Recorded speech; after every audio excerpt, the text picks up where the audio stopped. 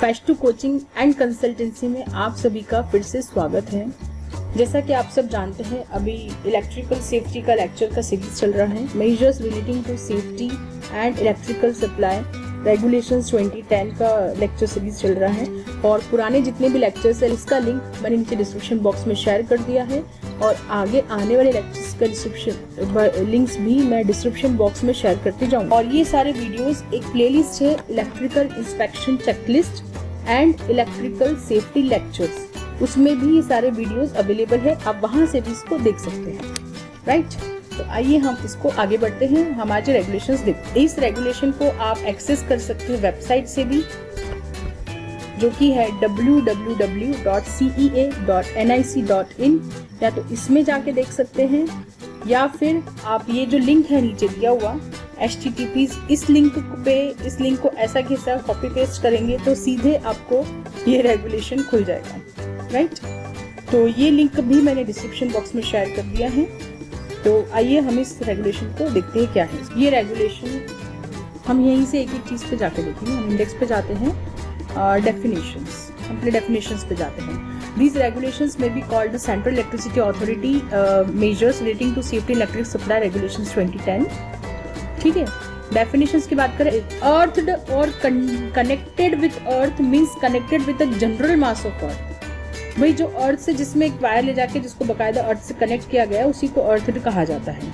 ठीक है, जिसमें कि डिस्चार्ज ऑफ इलेक्ट्रिसिटी अर्थ में जा रहा है या अर्थ को डिस्चार्ज जा रहा है विदाउट एनी डेंजर, उसको अर्थ कहा जाता है। Earthing system means any electrical system in which all the conductors and appliances are earthed. Earthing system वो कहा जाता है जिसमें कि जितने भी कंडक्टर्स है या अप्लायंसेस है उनको हमने अर्थ से कनेक्ट कर दिया है या अर्थड कर दिया है, उसको बोलते हैं earthing system. Enclose substation means any premises or enclosure or part thereof being large enough to admit the entrance of a person after the apparatus therein is in position containing apparatus for transforming or converting electricity to or from a voltage at or exceeding 650 volt other than transforming or converting solely for the operation of switchgear or instruments with or without any other apparatus for switching, controlling or otherwise regulating the electricity in the apparatus therein।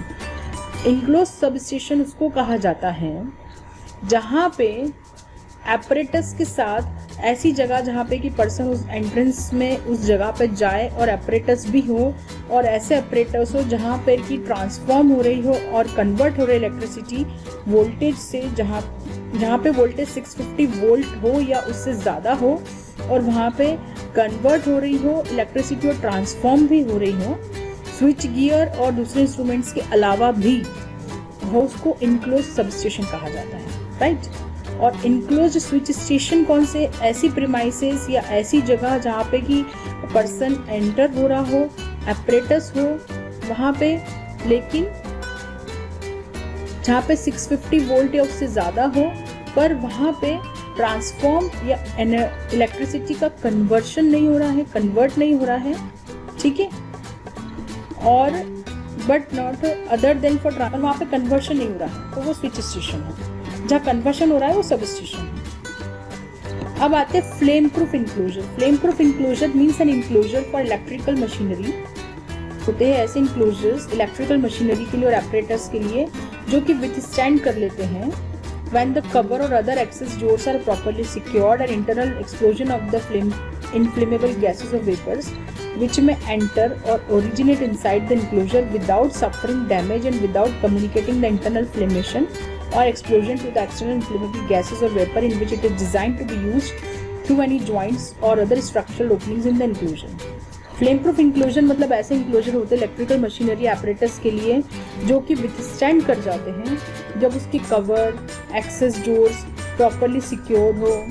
ठीक है, internal explosion हो कुछ inflammable gases का, vapours का, और जो कि enclosure के अंदर आ जाए तो कुछ डैमेज ना हो। ठीक है, और वो इंटरनल फ्लेमेशन के साथ कम्युनिकेट ना करें, इंटरनल फ्लेमेशन उसका बाहर के इन्फ्लेमेबल गैसेस और वेपर्स के साथ कम्युनिकेट ना करे, तो वो इस तरह से डिज़ाइन किए जाते हैं यूज़ करने में। फ्लेम प्रूफ इंक्लोजर इस तरह की इंक्लोजर्स होते हैं जो कि इलेक्ट्रिकल मशीनरी पे लगाए जाते हैं।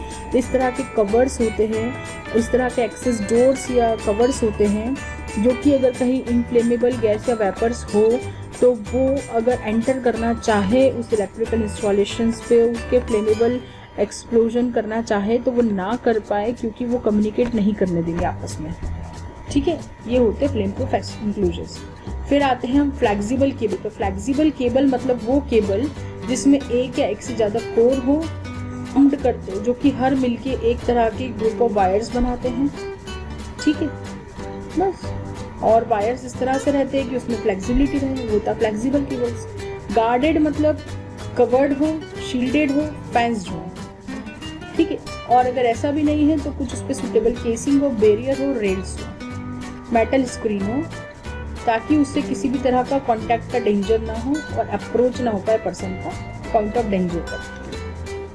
इसके आगे की चीज़ें हम आगे के लेक्चर में कवर करेंगे। तो होप आपको मेरे लेक्चर्स समझ में आ रहे होंगे, और अगर आपको मेरे लेक्चर्स अच्छे लगते हैं, मेरे वीडियोस अच्छे लगते हैं, तो प्लीज़ आप मेरे चैनल फैश2 कोचिंग एंड कंसल्टेंसी को लाइक कीजिए, सब्सक्राइब कीजिए, कमेंट्स कीजिए, अपने ग्रुप्स में, अपने फ्रेंड्स में, अपने कॉलेजेस में, स्टूडेंट्स में इसे प्लीज़ शेयर कीजिए, ताकि लोग इसका ज़्यादा से ज़्यादा फ़ायदा ले सकें। तब तक जल्दी ही मिलते हैं नेक्स्ट लेक्चर के साथ। तब तक के लिए धन्यवाद। Thank you.